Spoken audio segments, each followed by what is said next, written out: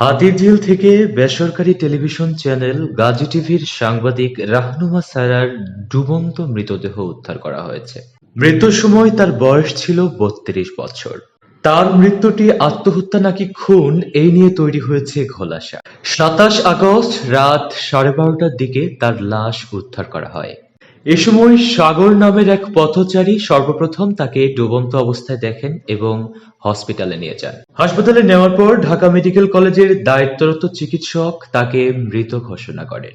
২৭ August রাত ১১টার দিকে রাহনুমা সারা তার ফেসবুক পেজ থেকে দুটি পোস্ট করেন, যার প্রথমটি ছিল জীবন মৃত হয়ে থাকার চেয়ে মরে যাওয়াই ভালো। দ্বিতীয় পোস্টটিতে তিনি তার বন্ধু ফাহিম ফয়সালকে ট্যাগ করে লিখেন, তোমার মতো বন্ধু পেয়ে ভালো লাগলো, ঈশ্বর তোমাকে সর্বদা মঙ্গল করুন, আশা করি শীঘ্রই তোমার সব স্বপ্ন পূরণ হবে।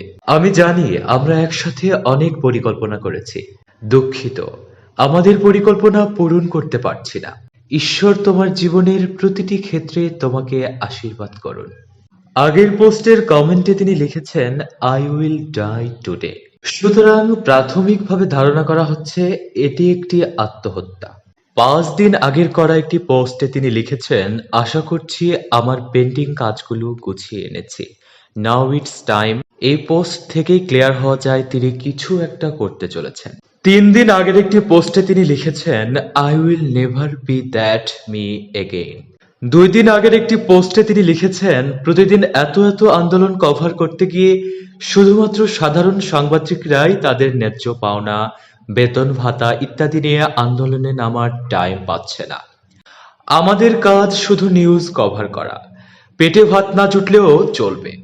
তবে এত কিছুর মাঝেও তিনি বন্যা পরিস্থিতি নিয়ে বেশ সরব ছিলেন, বন্যার্তদের সহায়তায় এগিয়েও এসেছিলেন। সারার স্বামী সাইদ শুভ্র বলেন, ৭ বছর আগে রিলেশনের মাধ্যমে তাদের বিবাহ হয়।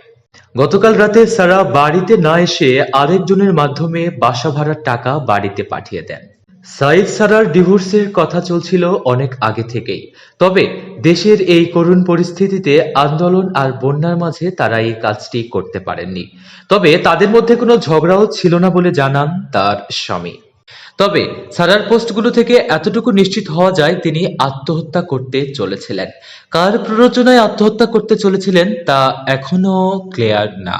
এখন যথাযথ পুলিশি তদন্তের মাধ্যমে বেরিয়ে আসবে আসল ঘটনা। আসলে সারা কি আত্মহত্যা করেছিলেন নাকি তাকে খুন করা হয়েছিল?